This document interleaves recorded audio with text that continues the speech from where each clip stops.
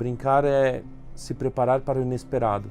Você conhece melhor uma pessoa em meia hora de jogo do que numa vida inteira, né?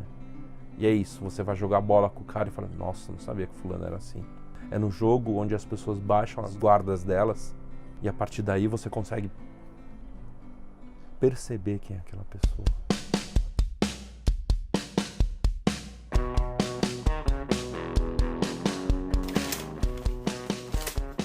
Eu gosto de falar que eu sou ludólogo, né? Eu estudo o lúdico.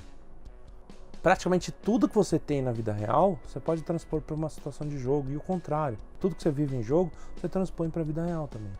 Como a gente é dotado de inteligência, a gente aprende com as situações, isso dá uma versatilidade muito maior para a gente. É por isso que generais antigos jogavam muito xadrez. Ao jogar xadrez, você aprende a pensar em 5, 6, 7, 10 jogadas na frente e ter essa previsão faz com que numa hora que tivesse um campo de batalha, eles conseguissem saber é horrível falar isso, mas quais eram os peões que eu poderia sacrificar para poder salvar minha rainha.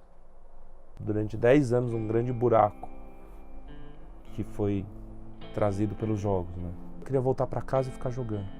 Passava às vezes 10 horas por dia jogando. No final de semana eu passava praticamente o tempo que eu ficava todo acordado jogando. 10 anos de terapia. Onde eu tinha que perceber que de uma fala de que o jogo não me afeta e tá tudo bem, que é a grande fala do viciado, né?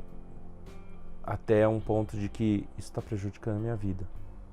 Isso está me fazendo com que os anos da minha vida passem sem que nada mais aconteça.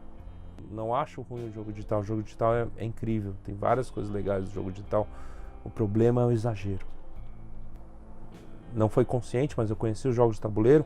E por querer jogar jogos de tabuleiro, eu comecei a encontrar com pessoas e lembrar de que o legal são as pessoas.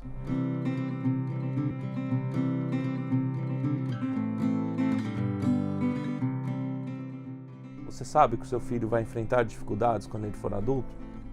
Ninguém sabe. A gente não sabe hoje quais são as dificuldades que ele teria, quanto mais daqui a 20 anos. Então a grande pergunta é, o que a gente pode fazer em relação a isso? Deixa ele brincar. Então ele está numa fase agora que ele tem que tirar a camisa sozinho. Tem 2 anos e meio, precisa tirar a camisa sozinho. Ele não consegue algumas camisas, mas de vez em quando ele chega para mim e fala assim, papai, eu consegui tirar a camisa. Você vê a conquista que é isso para ele, né?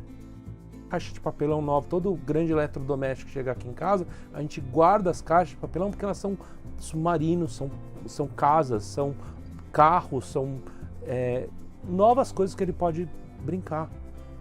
E por mais incrível que seja o brinquedo que a gente compra ele, o que ele sempre se diverte mais é a caixa. Porque a caixa é o que dá liberdade para ele criar.